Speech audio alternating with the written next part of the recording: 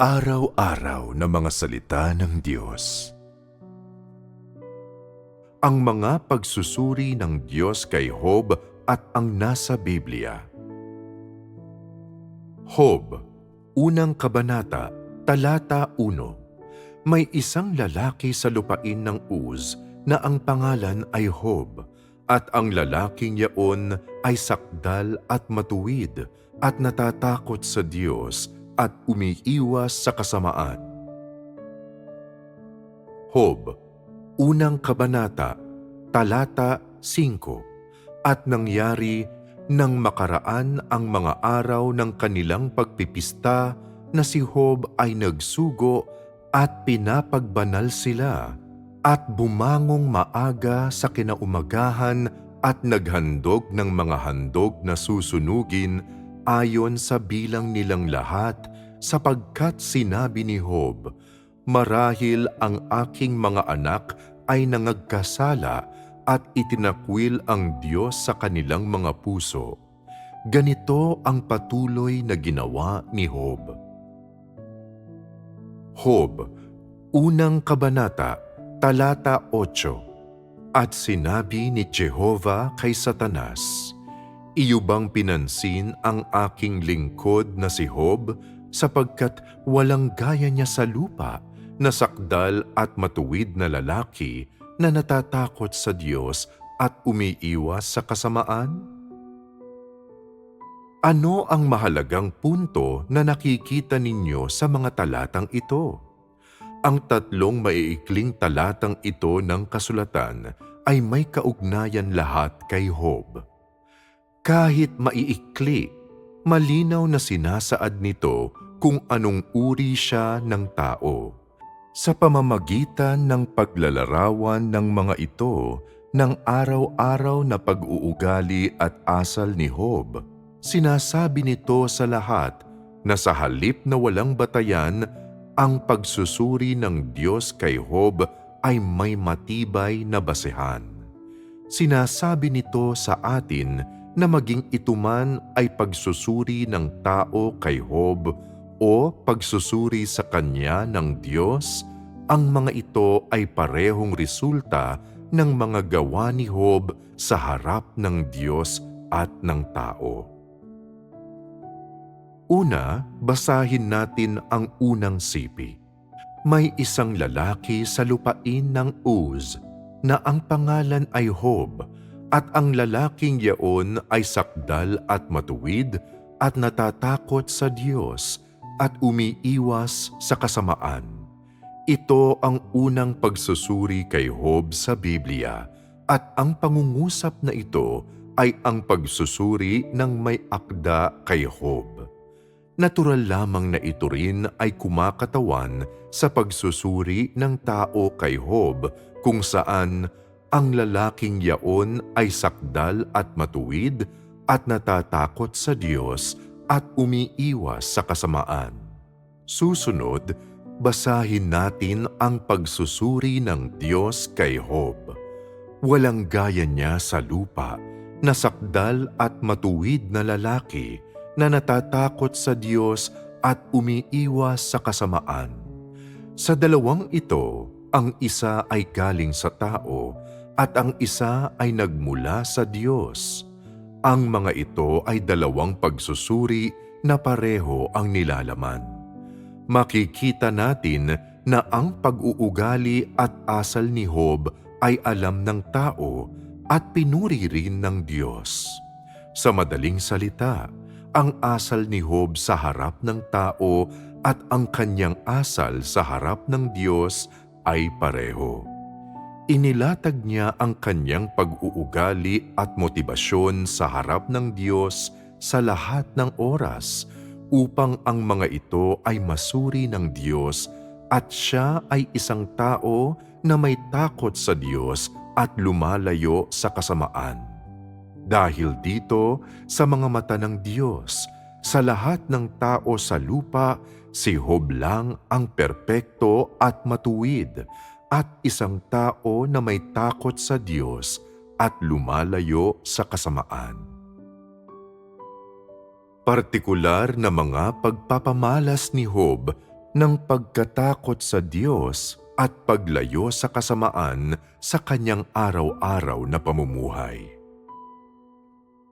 Susunod, tingnan natin ang partikular na mga pagpapamalas ni Job ng pagkatakot sa Diyos at paglayo sa kasamaan. Bilang karagdagan sa mga sipi na nauna at sumunod dito, basahin din natin ang Job, unang kabanata, talata 5, na isa sa mga halimbawa ng pagpapamalas ni Job ng pagkatakot sa Diyos at paglayo sa kasamaan. Ito ay may kinalaman sa kung paano siya natakot sa Diyos at lumayo sa kasamaan sa kanyang araw-araw na pamumuhay. Ang pinakaprominente, hindi lang niya ginawa ang mga dapat niyang gawin para sa sarili niyang takot sa Diyos at paglayo sa kasamaan, kundi regular ding nagsasakripisyo ng mga sinusunog na handog sa harap ng Diyos sa ngalan ng kanyang mga anak na lalaki. Ikinakatakot niya na sila ay madalas na nangagkasala at itinakwil ang Diyos sa kanilang mga puso habang nagdiriwang. At paano ipinamalas ni Job ang takot na ito? Ang orihinal na teksto ay nagbibigay ng mga sumusunod na salaysay.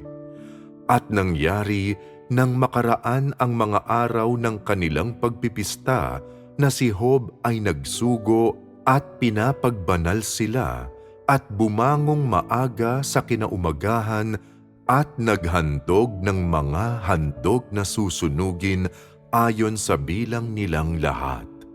Ipinapakita sa atin ng asal ni Job na ang kanyang takot sa Diyos ay hindi na ipapamalas sa kanyang panlabas na pag-uugali, kundi ay nagmula sa loob ng kanyang puso at ang kanyang takot sa Diyos ay makikita sa bawat aspeto ng kanyang araw-araw na pamumuhay sa lahat ng pagkakataon dahil hindi lamang siya lumayo sa kasamaan kundi madalas din siyang mag-alay ng mga sinunog na handog sa ngalan ng kanyang mga anak na lalaki.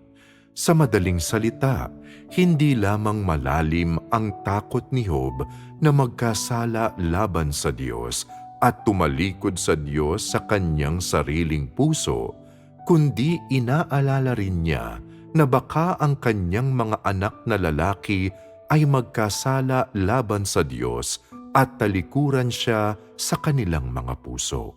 Makikita natin dito na ang katotohanan ng takot ni Job sa Diyos ay nagtatagumpay laban sa masusing pagsisiyasat at hindi pag-aalinlanganan ng sinumang tao.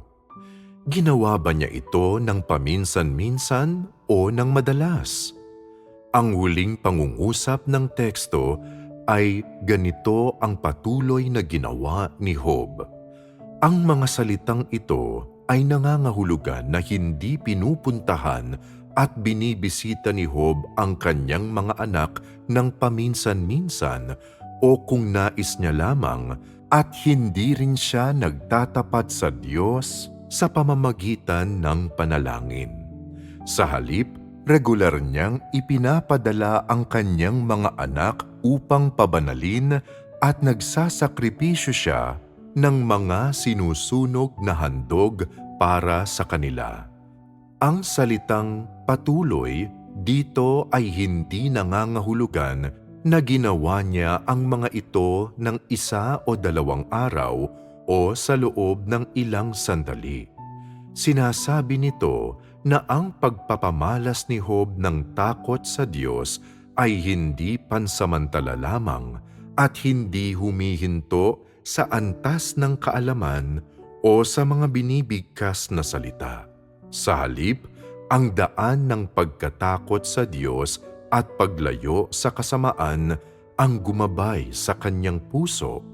Ito ang nagdikta ng kanyang asal at sa kanyang puso, ito ang ugat ng pananatili ng kanyang pag-iral.